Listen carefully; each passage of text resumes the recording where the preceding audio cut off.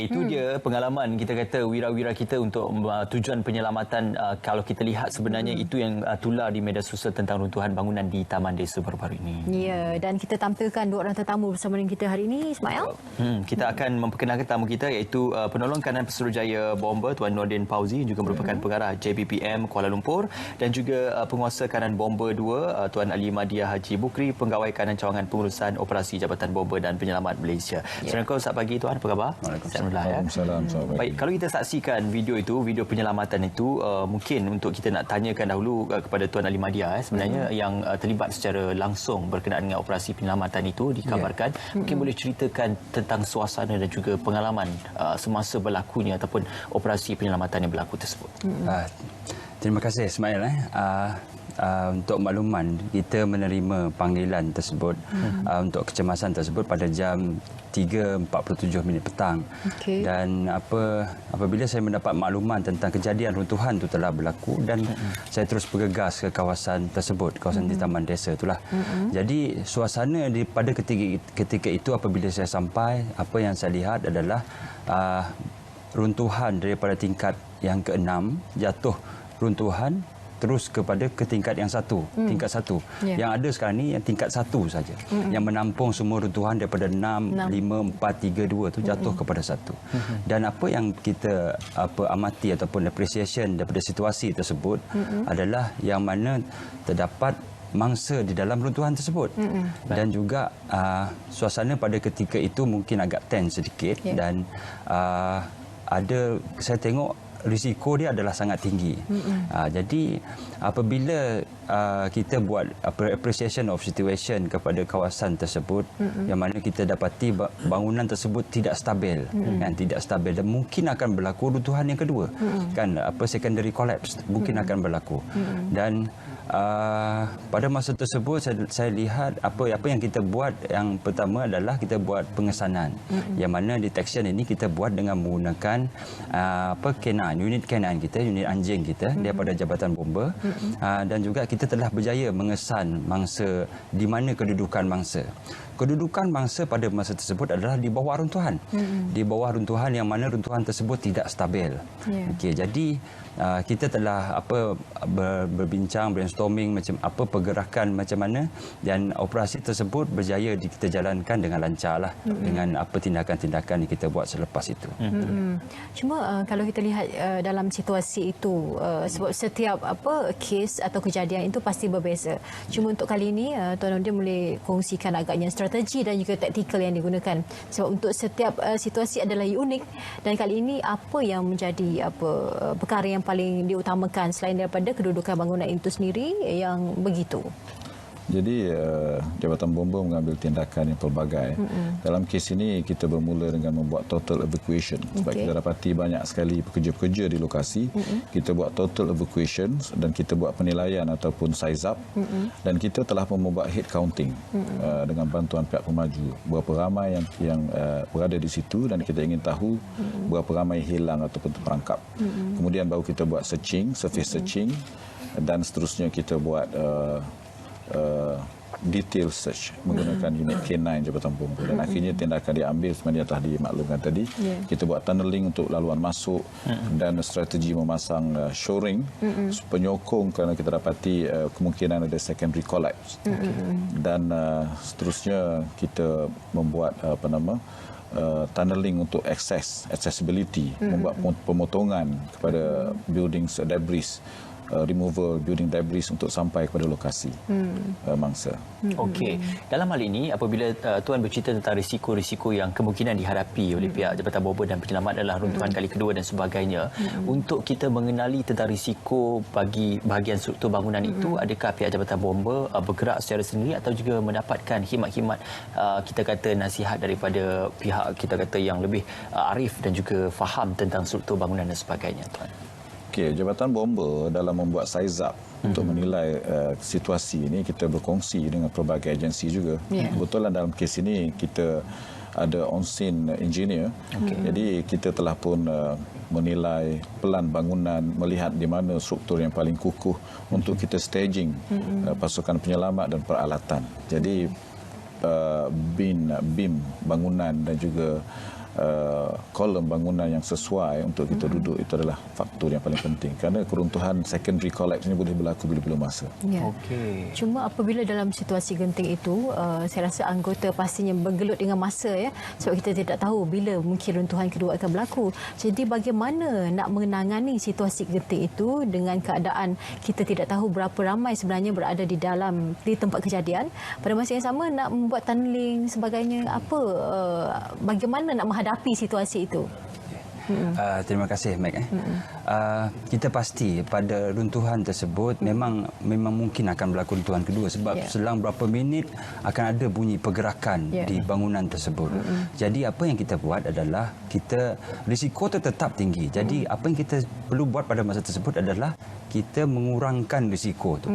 Kita cuba kurangkan risiko tersebut, yang mana kita memasang shoring seperti mana Tuan Nordin maklum tadi, yang mana mungkin boleh tengok dekat video tadi tu.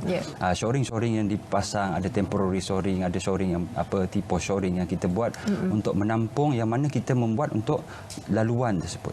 Yang macam mana kita nak tahu akan ada pergerakan pada struktur bangunan, dan kita telah mendapat bantuan daripada pasukan SMART, yang mana peralatan yang kita gunakan adalah structure movement sensor. Jadi structure movement sensor tersebut dipasang pada titik poin yang mungkin akan ada possibility untuk berlaku pergerakan yang sangat tinggi. Jadi apabila structure movement sensor tersebut dia sense ada pergerakan, dia menggunakan teknologi ada laser apa semua itulah. Jadi ada pergerakan, dia akan membunyikan siren dia.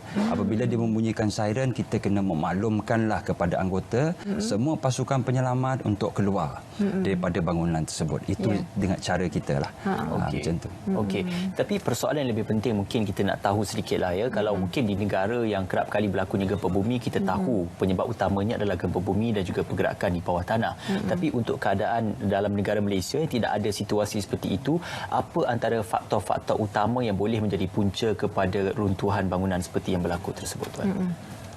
Kita berpengalaman dalam kes begini, kita dapati keruntuhan bangunan ini kebanyakannya adalah dalam pembinaan. Maknanya struktur bangunan itu belum lagi matang dan proses-proses kerja pembinaan sedang berlaku. Contohnya macam sedang mereka menuang semen yang dalam jumlah yang besar. Jadi load semen itu tertumpu pada satu poin. Jadi dia tidak seragam lagi load itu, jadi mungkin boleh berlaku keruntuhan di tempat yang tertentu dan seterusnya semua beban ini tertimpa kepada tingkat-tingkat yang bawah. Okey. Faktor seperti kalau air yang kita kata semakin tinggi, banjir dan sebagainya boleh menjadi penyumbang ke, Tuan? Sebenarnya stability di lokasi itu juga penting. Biasanya banjir dan juga keadaan air ini boleh mengganggu stability di kawasan itu, sama ada tanah runtuh dan juga bangunan. Cuma sebab kalau tadi Tuan katakan kita di Malaysia ini risikonya kebanyakan adalah daripada bangunan yang tidak stabil dan sebagainya.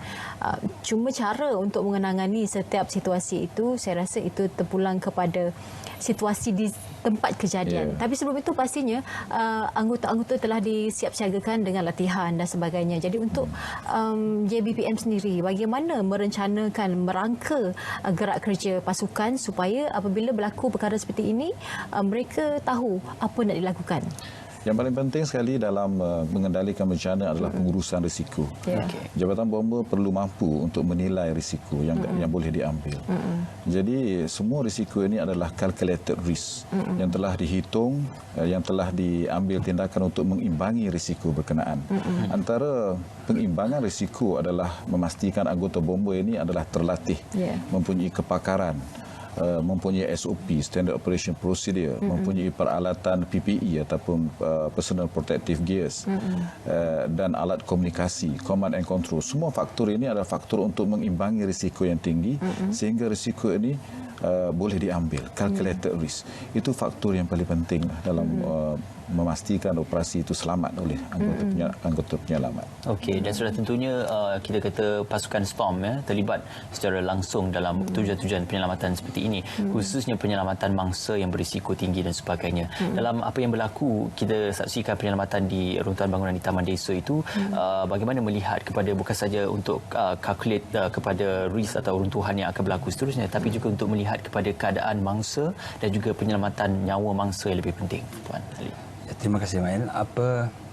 Bagi pasukan Storm Special Tactical Operation and Rescue Team of Malaysia yang ditubuhkan pada tahun 2011, pasukan ini mempunyai kepakaran dari segi USAR. USAR maksudnya Urban Search and Rescue, yang mana seperti mana negara-negara maju di luar. Jadi pasukan di setiap negara ini ada pasukan USAR ni. Kepakaran pasukan Storm kita ni adalah dari segi collapse structure dan juga high rise rescue. Jadi memang anggota ini terlatih. Memang kita terlatih yang mana anggota ini perlu ada fizikal yang tinggi, kan, tahap fizikal, kecergasan fizikal yang tinggi dan juga kepakaran daripada segi collapse structure dan juga high rise rescue itu tadi. Jadi anggota kita ini terlatih daripada semua segi dan semua aspek yang mana dia boleh menyimbangi risiko itu tadi seperti mana yang Tuan Nordin maklum tadi. Dan pergerakan semua telah ditentukanlah macam seperti mana latihan yang dibuat. Jadi untuk kapasiti yang mana untuk operasi-operasi yang mempunyai teknikal tinggi ini, jadi pasukan Storm ni akan digerakkan ke lokasi kejadian. Untuk lokasi especially untuk kes ini, yang kita telah gerakkan pasukan Storm daripada KL, daripada Selangor, daripada dua negeri itu dan juga Putrajaya. Baik, saya rasa satu perkara yang perlu diketahui oleh rakyat adalah JBPM bukan hanya memadam kebakaran saja. Betul. Lebih daripada itu, tindakan yang mereka lakukan untuk memastikan supaya nyawa rakyat Malaysia sentiasa terjaga dan terpelihara. Apapun, terima kasih Tuan Nordin dan juga Tuan Ali kerana bersama dengan kami. Terima kasih juga kerana bertungkus lumus ketika dalam operasi di Taman Desa tempoh hari. Tahniah juga kami ucapkan atas komitmen dan juga fokus yang sentiasa diberikan sepanjang bertugas. Terima kasih kepada pihak Jabatan Bomba dan Penyelamat Malaysia.